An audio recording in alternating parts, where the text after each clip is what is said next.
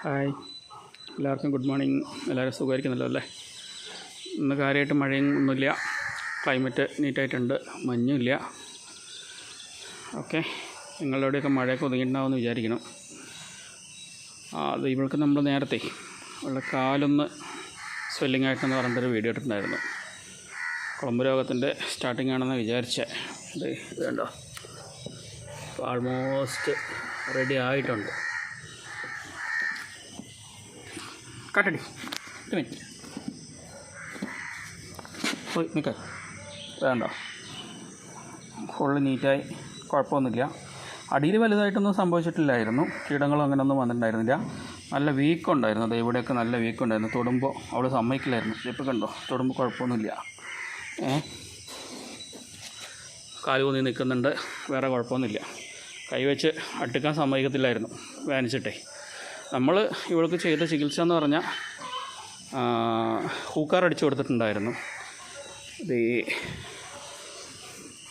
ഈ സാധനം ഇതാണ് നമ്മൾ കുളമ്പ് രോഗത്തിന് വേണ്ടിയിട്ട് സാധാരണ അടിച്ചു കൊടുക്കുന്നത്. പിന്നെ ചെറു ചൂടുവെള്ളത്തിൽ നല്ലോണം ഉപ്പിട്ടിട്ട് കാലിൽ ഇടയ്ക്കിടയ്ക്ക് ഇങ്ങനെ ഒഴിച്ചു കൊടുക്കും, ഡെയിലി 2-3 തവണ, നല്ല വേദനയുള്ള ടൈമിൽ. പിന്നെ ചെയ്തത് ആ സ്വെല്ലിങ് പോകാൻ വേണ്ടിയിട്ട് ഇത് കാണാൻ പറ്റുന്നുണ്ടെന്ന് അറിയില്ല, മഗ്നീഷ്യം സൾഫേറ്റാണ്. നമ്മൾ ഈ കാലിൻ്റെ മുട്ടിനൊക്കെ നമ്മൾ നീര് വന്നു കഴിഞ്ഞാൽ ഇതാണ് തേച്ച് കൊടുക്കുക, പെട്ടെന്ന് മാറും, സ്വെല്ലിങ് പോവും. നല്ല പൊട്ടി, ഇത് നല്ല ഉള്ളിൽ പഴുപ്പൊക്കെ നിൽക്കുന്നുണ്ടെന്ന് പറഞ്ഞാൽ പൊട്ടി വലിച്ചിട്ട് പഴുപ്പ് പുറത്ത് വരാനൊക്കെ ഈ മഗ്നീഷ്യം സൾഫേറ്റ് നല്ലതാണ്.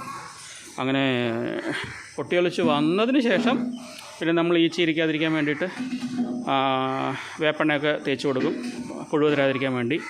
ഇൻ കേസ് പുഴു വന്നു കഴിഞ്ഞാൽ പിന്നെ നമ്മൾ ദൈവനിയ യൂസ് ചെയ്യുക, ഡിമെഗ്.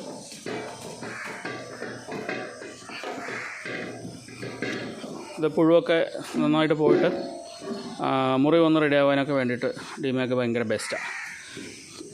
ചെറിയ മുറിവൊക്കെ ഉള്ളതെന്നുണ്ടെങ്കിൽ നമ്മൾ സാധാരണ നിങ്ങളെല്ലാവരും യൂസ് ചെയ്യുന്ന സാധനം തന്നെ, ടോപ്പിക്കൂർ. ഇത് ശരീരത്തിൽ എവിടെ മുറിവ് വന്നാലും നമ്മൾ ഹൈമാക്സിൻ്റെ ഓയിൻമെൻറ്റ് യൂസ് ചെയ്യുന്നതിന് പോലെ തന്നെ ടോപ്പിക്കൂറും യൂസ് ചെയ്യാൻ പറ്റും.